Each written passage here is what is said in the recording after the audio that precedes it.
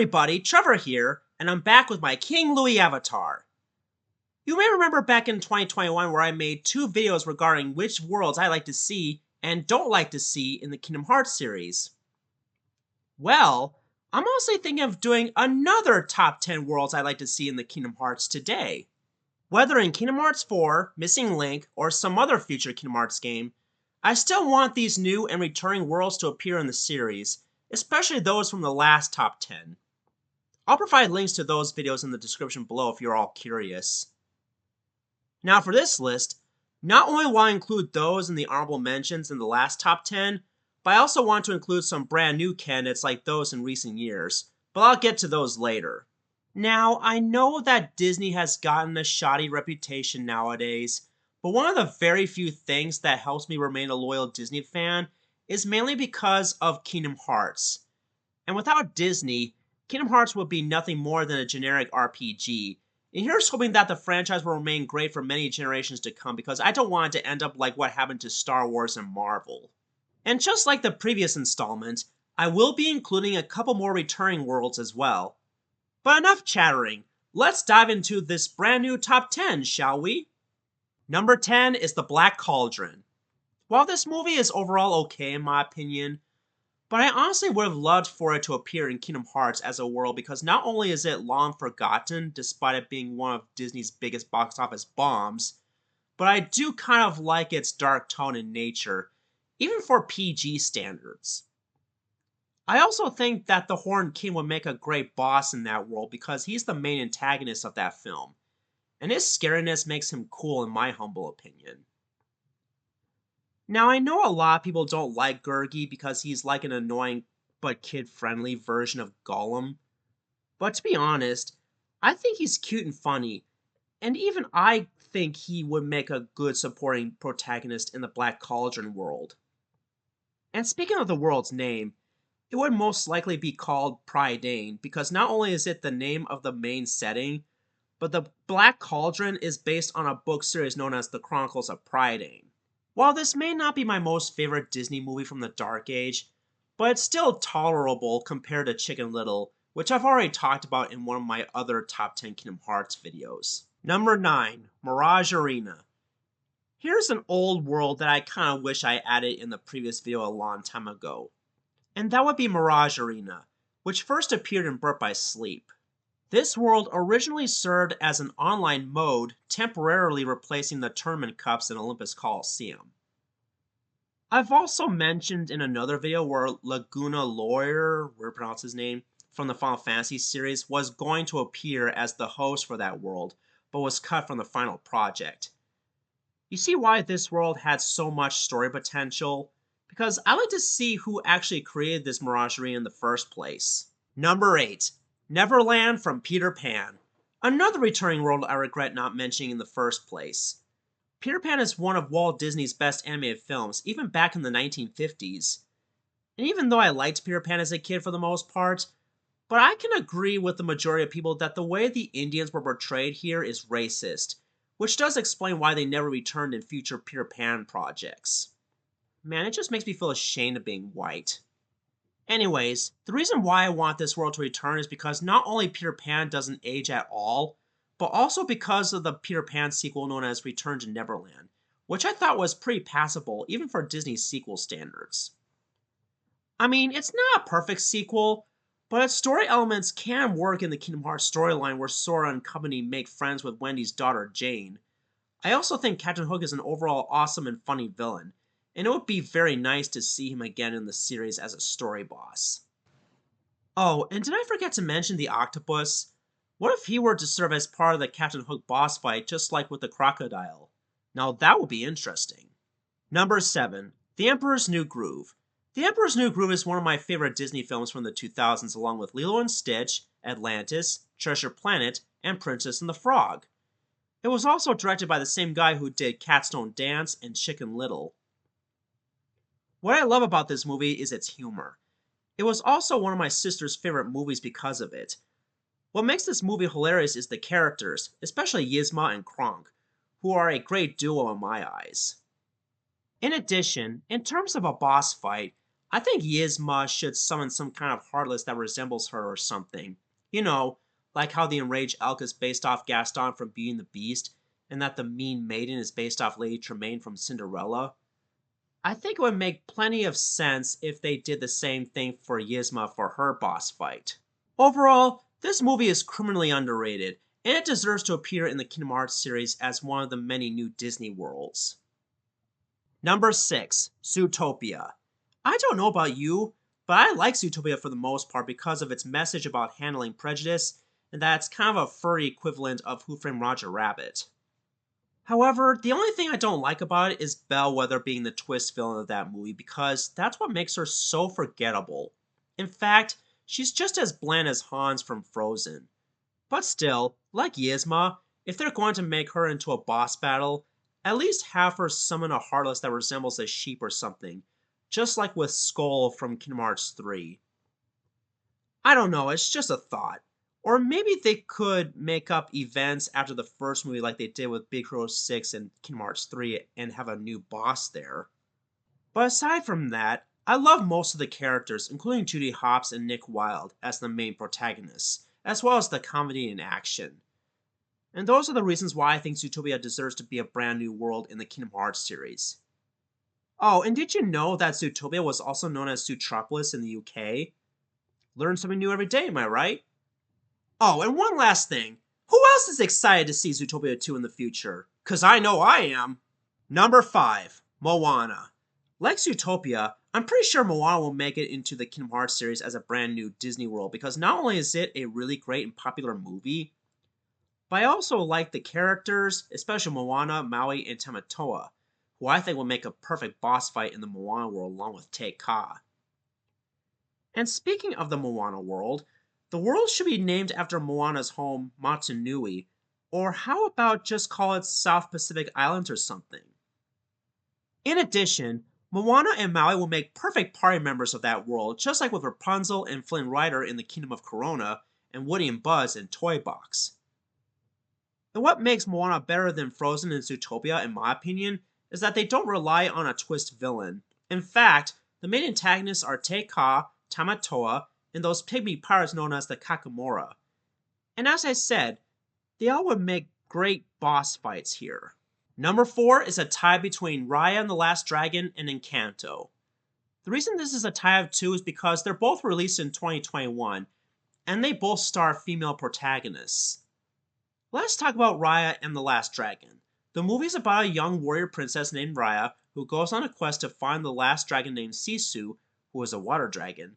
And throughout the kingdoms of Kumandra, Raya is joined by a gang of misfits by her side, and together, they help save the world from darkness and restore harmony.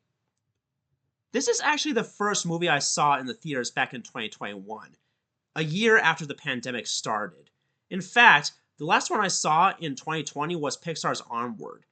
And in my opinion, Raya and the Last Dragon is a pretty good movie. Not the best, but still better than Chicken Little in terms of interesting characters and story.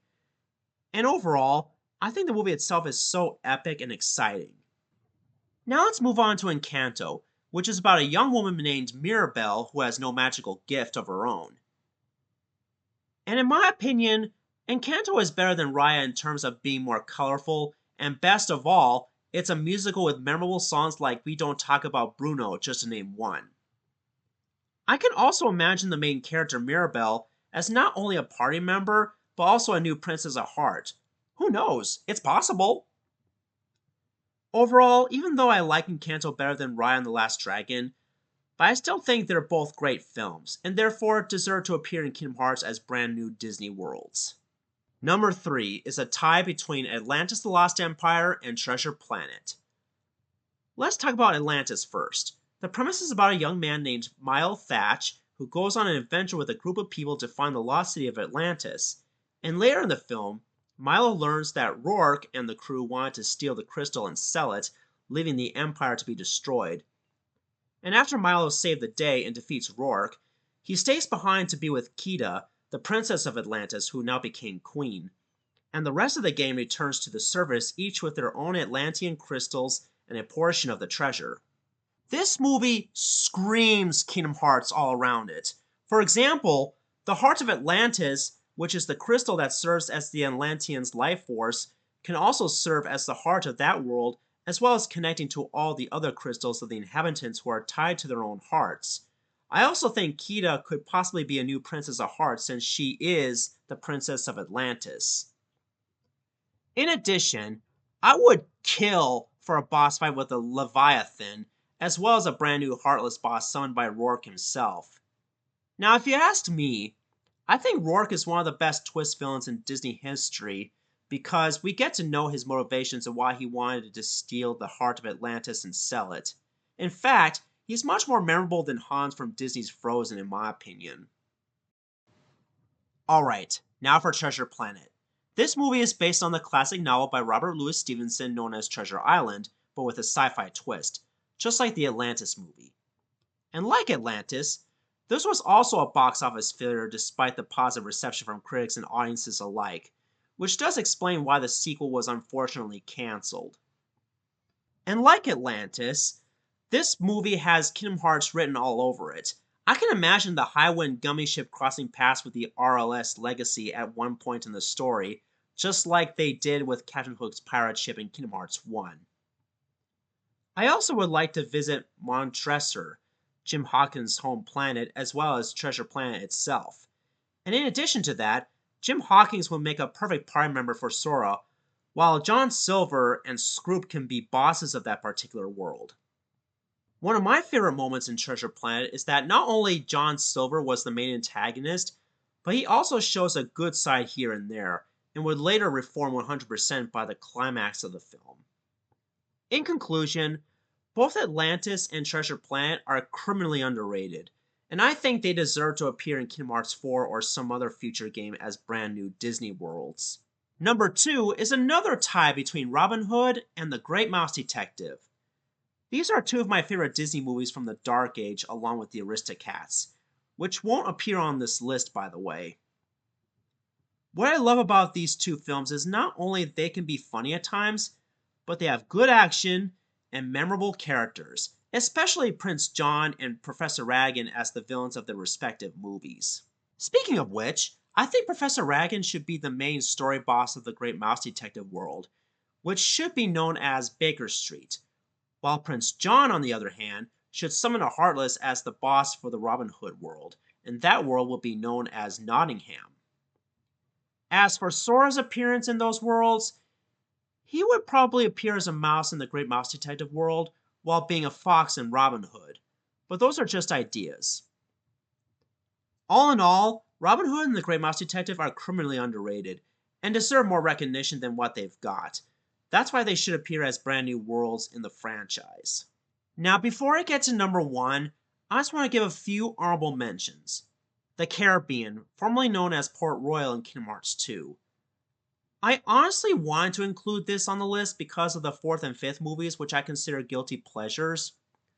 But it got beat out by Neverland and Treasure Planet because I find them to be criminally underrated when it comes to this series. But I'm sure the Pirates of the Caribbean world will return again eventually. Strange World. It would have been number 10 because it was an even bigger box office bomb than the Black Cauldron. Not to say that I hate the movie, it's just not my most favorite movie from 2022. Brother Bear. I liked the movie when I first saw it in the theaters back in the day, but the reason I omitted it from the list is due to the fact that it copies certain elements from other movies like The Lion King and Ice Age. So I don't know if this will ever happen in the games. And the number 1 spot goes to all the other Pixar films, including Lightyear. Now hold on.